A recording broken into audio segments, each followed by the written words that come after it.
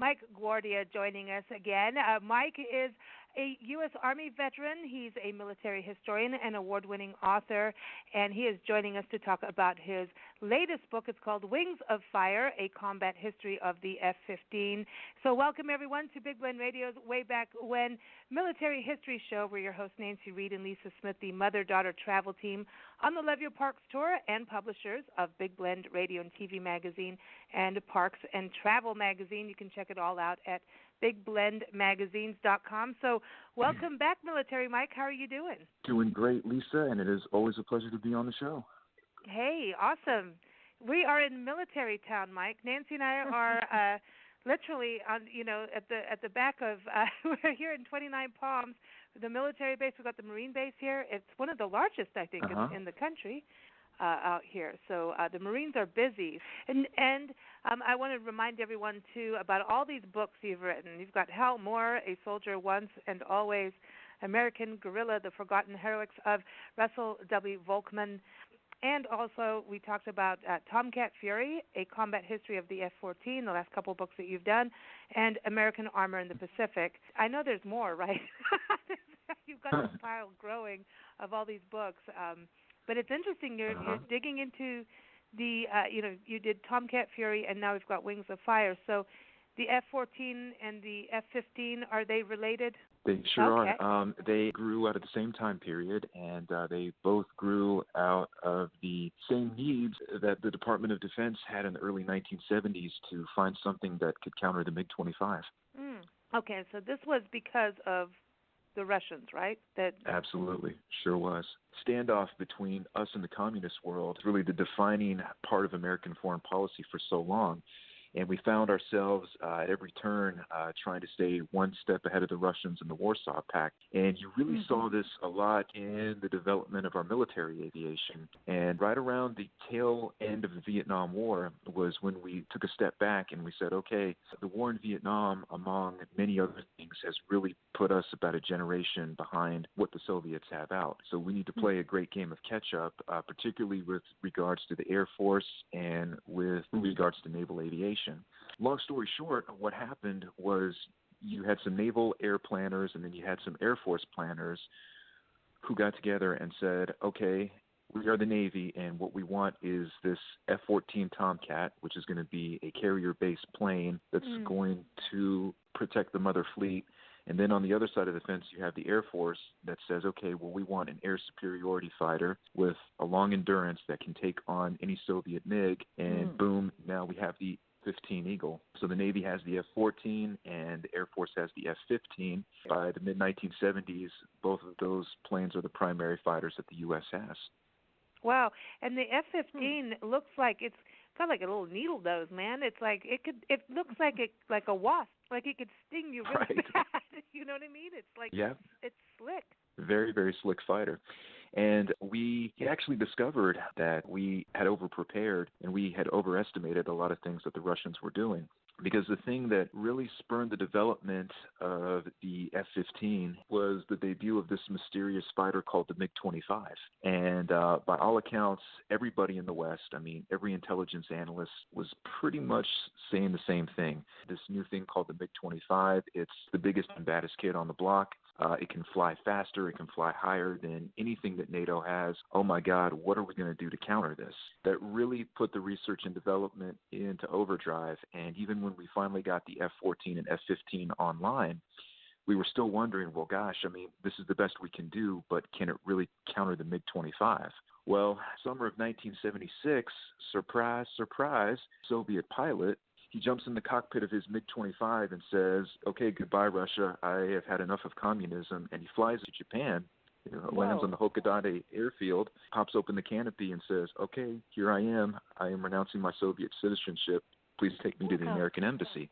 And we saw this as an incredible boon. The Japanese and U.S. authorities both descended on the MiG, and they whisked it away to a secure location where they could start deconstructing it. And the big surprise came within about a week of their analysis because they found out that the MiG-25 was garbage. I mean, for lack of a better term, it really was not anything like they thought it would be. The only thing that it could do was go fast. And they could tell by the wing designs that, hey, if this thing were put in combat as a dogfighter, it would get crushed. Wow, that's interesting. You think about, it's like I just even how it got created. Just like, oh, we see this now, we need to do something better. It's like, I would think that you would kind of hide what you had. You know what I mean? Like, I've got this new fighter jet. I'm going to hide it from you until, like, surprise, here I am, boom. You know what I mean? It's like, right. So it kind of backfired, which is interesting. But so this kind of takes on. It was interesting because going through your book, you're talking about, okay, it went all over the place, and it kind of goes right up to current times. This plane, or I should say, fighter jet, right? That's what the F stands for, fighter jet.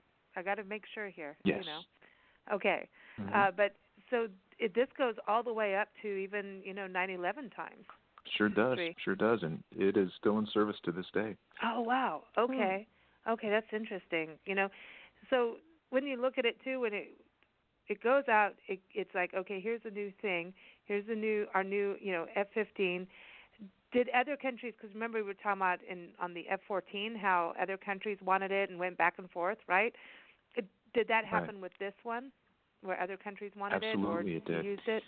Yeah, as a matter of fact, the F-15 had its most illustrious combat service in the Israeli Air Force because they were the first ones to actually shoot down an enemy plane in the F-15. Yeah. Wow. Who knew? Yeah. Yeah. Yes.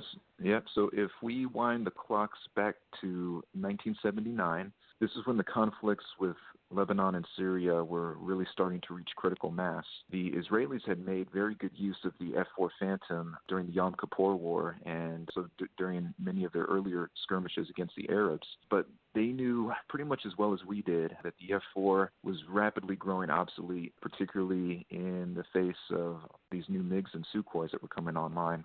So throughout the mid-'70s, the Israelis solicited the U.S. government for the brand new F-15. And the first delivery happened in 1976. And if you fast forward to 1979, they have their baptism by fire against the Syrian MiGs. And the F-15 makes very short order of these rickety old MiG-21s. And the Israelis are making headlines around the world saying, hey, this is the first time the American F-15 has been used in combat, and the pilots were Israelis. And the geopolitical irony, I don't think, was lost on anyone because now everyone was seeing this is how the new generation of American aircraft are faring against their Soviet counterparts. Wow. And you think about this long career of this one fighter jet. That's I mean, you're saying it's still going today. I mean, we're talking over 50 years. That's amazing. Or about 50 years. And you think about the Israeli, military. I remember in South Africa how they kind of paired up with the South African Army and military forces, like the different branches of the armed forces. And I'm just going to say badass. Sorry, but I remember, like, if I heard about anybody, in the military and the Israelis, that was the term that was used. So it's interesting to see them, work with this. Part of your book, you talk about, and it's kind of more fast forward into it, though, ceasefires. And not ceasefires, but when you kind of close the skies off, right? It's not necessarily a ceasefire, but it's kind of like, okay, we're not, no-fly zones. And you hear about this on the news all the time with what's going on. So that means, like, okay, really, does that mean both sides are going to say, okay, we're going to behave, you can't go here, this is that? What is the process of that? Because I've never quite understood, is it a ceasefire but just in the sky? Well, it really depends on the nature of the conflict. If you hear the word no-fly zone, it's going to differ slightly depending on what context you're using it in. After the end of the Gulf War, what we did was pose 2 no-fly zones over Iraq. So the no-fly zone in that context meant that the Iraqis could not fly any of their aircraft over the no-fly zones. And you had NATO aircraft that were patrolling the no-fly zones, making sure that no Iraqi aircraft went up. Now, you have other conflicts where both combatants, both sides of the conflict will agree to enforce a no-fly zone over a particular strip of land, and that means nobody on either side will go up. The only planes that might be permitted to fly there would be like charter flights or, just any airplane of a non-military nature. It really depends on what the context of the conflict is. Mm. And do people ever say, well, we're not listening to that, we're going to sneak off and do that anyway? Oh, sure. And as a matter of fact, that is what the Iraqis did on multiple occasions after we set the no-fly zones in place, because all throughout the 90s, and I even remember hearing about this when I was growing up back then, you would hear these one-off news reports of an Iraqi MiG getting the bright idea to want to go aloft over the no-fly zone, and then the next thing you know, an American F-15 or an F-16 would fly to intercept. A brief dogfight would ensue, and, then the Iraqi MiG would be blown out of the sky.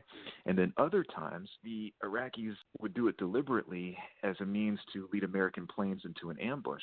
Like the Iraqis would send up a MiG, knowing that they would be on NATO's radar, and they would fly around for a little bit, just long enough to get the attention of an American fighter jet, and then the Iraqi jet would pull away, and of course the American jet would give chase, and the Iraqi jet would be trying to lead the American one right into a surface-to-air missile battery, and pretty much tell themselves, okay, if I can lure the American close enough, the anti-aircraft fire will bring them down. So were there one pilot or two pilots in these aircraft now? Well, it depends on the model of the F-15, really. The base model F-15s, that's the F-15A through the F-15C, those two air superiority planes were single-seat fighters, but then you had the F-15E, which is called the Strike Eagle, and that particular model is a standard two-seater. And I think one of the reasons why it's a two-seater is because it's considered what you call a strike fighter, and that means that it's a plane that can be both a ground attack aircraft and a dogfighter. So it serves those two roles, and because the plane has two roles, you need a guy in the back seat to take care of the navigation and the weapons employment. Wow, because this is like this is a flying. It's transportation, but it's a weapon. It's a flying weapon. Right. And that's what's so, I think, it's the same thing like, a tank is like a rolling weapon, yet human beings are attached to it and in it, So that's the other part, too. When they're building these, and you think about, what started this whole thing about building the F-15, and you're saying like the Russians, I mean, there's, they didn't do very well in their building of it. So there's also like, hey, it's got to be, lightweight enough to really, get speed, and then it's got to be able to, have the, the ammunition to take things out. And then at the same time, isn't there a safety protocol that they have to really look at as well, and also maintain through all these years with them? Take a look and make sure these planes are, safe. It's an interesting thing, because I remember when I was growing up that there was all the thing about the space race, and that the Russians were going to go and get on the moon first, and then they were going to put a big mirror up and somehow burn us all up in the United States. If you believe they put a man on the moon. Yeah, but and my grandfather, even though it was on TV, the launch of rocket ships and all that, never believed that we put a man on the moon. He just like, no, that didn't happen. So it's interesting how times have changed, and I'm just thinking about, like, as a kid, I really thought, oh, no, the Russians are going to go to the moon, they're going to put this big mirror up and reflect the sunlight down and burn us all up, because that's what we were kind of brought up with. So, it's interesting because the military obviously keeps things very secret because they have to, but for the person who's not within the military, you really kind of don't know what's really happening sometimes. Especially as a kid, because I remember, like, then we'd go to school and we'd have the air raid drills, and you're like, oh, man, it's those Russians. That's what's interesting about this to me. I think I think this whole story of the F-15 goes with space. It really does. It's the same kind of thing that we have with Russia. Oh, should we talk about Russia now? You know what I mean? But, yeah, it is interesting, how they build these and that whole tension between the two of us, and then, again, looking at safety. Is it a safe jet, a fighter jet? Well, the F-15 and a lot of American fighters, at least a lot of modern-day ones, I'll say pretty much every fighter jet built from 1960 going forward has a pretty solid record of safety. there's really a lot that goes into maintaining these jets. For every one fighter jet that you have, you'll have a crew of at least half a dozen people who are assigned specifically to that jet to make sure that every nook and cranny is working exactly the way it should. And they've also had the opportunity to learn from their mistakes. If there's any safety issue that's arisen on a particular plane, the Department of Defense has been very quick to jump on it. One notable example that I can give you is with the first generation F-14. By itself, it was an incredibly safe jet, but what made it a wild card was the underpowered engine. You had a terribly underpowered Pratt & Whitney engine that was in the first generation F-14, and it was so underpowered to the point where it would induce a lot of mechanical failures. Ooh. And about 30% of the recorded accidents from like 1974 until about 1985 were all due to engine failures. So enough of those numbers start to accrue over time, and people say, okay, well, we're losing aviators and 30% of these accidents are caused by engine failure. We need to make a better engine for this plane. Yeah. So that was the genesis of the of the latter day F-14B and F-14D, the stronger versions that had more reliable engines. When you look at the pictures going through the book, and you've got some incredible footage in here. And I know you also worked with the records from the pilots, right? So your information, you're getting it from the pilots, the pilot sources. But so that's really, when you look at the design of it, I think it's really sleek. It's pretty amazing, the build of it. It is. Yeah. It is, and it has been immensely popular. We've exported it to a lot of allied air forces. You have the Japanese Air Force, who has their own version of the F-15. You have the Israeli Air Force, South Korean Air Force, even the Saudi Arabian Air Force. And it looks like it doesn't matter time of day with this, right? Weather-wise, pretty much. Or yeah, all weather, day or night. Wow, amazing. Some of the if there's the one picture I really like is the Bagram Air Base in Afghanistan. You've got this big, looks like a nice monsoon storm, being in the desert. That's what I know, but that big lightning, and there it is. It's all lit up. This is beautiful. They're really cool. You've been on our show for a few years. You've been on our show a lot, and you know how Nancy and I were like, we don't know about all this stuff, and we were learning so much, through you, and we always talk about that on the show because it's like we don't know. We really, of course there's people out there who really do know, but I know for Nancy and I, we're always learning something that, you just even being here in 29 Palms and seeing what's going on in the skies, and I'm like, okay, what is that? What are you flying up there now? And I wouldn't even think that I wouldn't know what an F-14 or an F-15 was at all. You know what I mean? I'd just go, there's things up there in the sky doing that. You don't know, and I think it's important that we do start to get this knowledge in and understand what our country is built and the people that are flying them and fighting and risking lives and getting up there in the sky, because it's scary getting up there. I mean, there's so much. When you think about, air travel, you've got the air controllers and all of that, right? So when you're going as a passenger on the, the big planes. And then with this, are they always talking back to a base, like what we would go on a normal plane when they're up there in the sky? Are they always talking to, like, the air control and like at a main base place? Oh, yeah. A lot of the communication traffic that happens up in the air, most of it is going to happen between the other planes that are up there. And if they're not communicating back to a ground-based station, they're communicating with what's called an AWACS.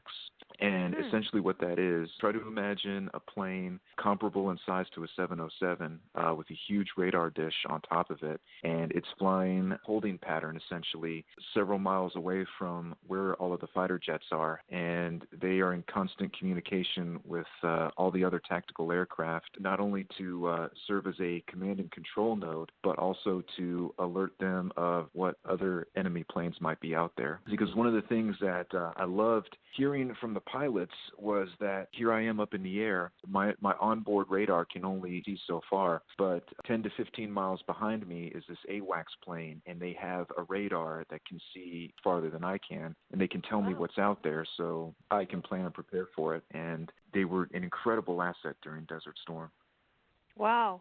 Wow. And when you think, yeah, so they're going up, is there a limit to how many will go together, will fly out like that? Because when I look at this, I look at these, I feel like the design and then how they're getting out there, it mimics nature. So like I was saying, this kind of looks like a wasp, and then when you think about them all going together, right, it's kind of like the V formation of like the Canadian geese when they fly over kind of thing. Mm-hmm. So I want to know, I want to hang out with the designers and go, okay, how did you are you looking at nature and copying that, you know what I mean? So is there like a formation that they would normally fly in, or a number of F-15s that would go out there together? Right. Planes by design, they are pack animals. Anytime that you have a fighter jet goes up, it never goes up alone. At least they always operate in pairs. And typically what you'll have, depending on what threat you're expecting to see up there in the sky, can have formations that are either two planes. Sometimes you have a four-plane formation. Other times you can have an eight-plane formation. Really kind of depends on what you're wanting to accomplish on any given day. So aside from the numbers, one of the most common formations that you see is actually a V formation. Mm-hmm. And that gives the formation a lot of tactical flexibility, because if you're flying in an inverted V formation, it makes it very easy to have one part of the V break right or break left in order to engage or to run interference on an enemy formation, while the other part of the V will circle around to ensure its destruction. And you see the same thing in a lot of our land-based forces. As a matter of fact, I can tell you from personal experience, when I was a tank platoon leader, the most common formation that we used in open terrain maneuvers was what we called the tank wedge. And just try to imagine a flying V on the ground, and that's what a tank wedge is. Wow. Wow, who knew? I do think we get our ideas from nature. Yeah. Yeah, now I wanted to also talk about this because of the way the design of this, the F-15, even the F-14, mm-hmm. right? How much, I know that it's a fighter jet, so it's there to fight and, drop the bombs, right? And I want to talk about the bombs because it's interesting how you've got a photo in here. It's the F-15E Strike Eagle, the 335th mm-hmm. Fighter Squadron. He dropped a 2,000-pound joint direct attack munition. These are all big words for me. On a cave mm-hmm. in eastern Afghanistan. So they're dropping them, but it's like they're going out in a formation. So there's like a whole physics thing of don't drop, like there's like a sequence to the bombs dropping. And then I'll get back to my other question. But it seems like they're going at a specific time, and they're going to drop a certain number, right, for what they want to achieve. Yes. Wow, there's two planes doing it at the same time. Mm-hmm. Become a pretty highly choreographed process, and I think it's been made a lot more efficient now that you have weapons like the JDAMs, which are precision guided, and really takes away a lot of the guesswork that our forebears did, back in World War II in Korea, where you just had to drop a bomb and try to let gravity do the work and hope for the best. Are they used a lot for surveillance to see what's going on? Before, and then it's like, okay, let's go check out and see and to find, like seek and find, and then go, okay, we're going to destroy or not.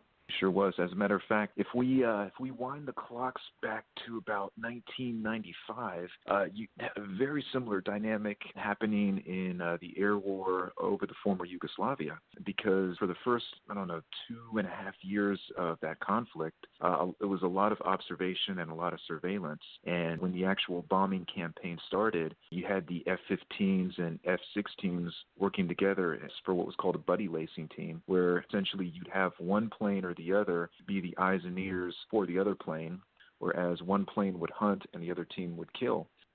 Wow. So, excellent teamwork, and the F-15 and F-16, they were right there on the front lines doing it. Wow. So now you said F-15 and F-16, so now is that the next one, the next book? You read my mind. Yes, it sure is. Yeah. I knew it. So just to give you a little preview, the next book in the Unofficial Fighter series is called Viper Alley. That is true tales of combat from the pilot seat of an F-16. Wow. So you got Vipers, Wings of Fire, and Tomcats. I'm into the names. Yeah. I know we're being girls, but we have to have the names of these jets. So that's amazing, amazing stories. So last question here. If we're in 29 Palms and all this stuff is going on in the sky, so the F-15 and the F-14, this is more Air Force. So what would be up here if they're Marines? What are they doing? Do you know what? Like, I want to know what planes they're. Do they have their own fighter jets that are different? Absolutely, they do. The primary fighter jet for the Marines right now is the F-18. They also have a plane called the Harrier, and Harrier jet is unique in the sense that it's a vertical takeoff plane. It has these thrusters that they can adjust. They can take off from any platform straight up vertically in the same manner that a helicopter would. So they don't need to have a mile-long runway to get in and out of any kind of landing zone. Wow. See, and so in nature space. there's a Harrier Hawk, and I don't know if the Harrier Hawk, if the plane was named after the Harrier Hawk, who has that same ability, or the Hawk was named after the aircraft. But there's also, hummingbirds can go straight up. Yeah, they've got that. Yeah. So so Mike, our next show is nature versus the military and military versus nature. Well, thanks for joining us, Mike. It's like my brain is thank you for having me. Now. Yeah, good history lesson. We always appreciate a pleasure. them. Really, really good stuff. Everyone, again, the book is Wings of Fire, A Combat History of the F-15 on Amazon, all those great places. I encourage you to go to Mike's website as well, MikeGuardia.com. You can listen to his interviews on National Park.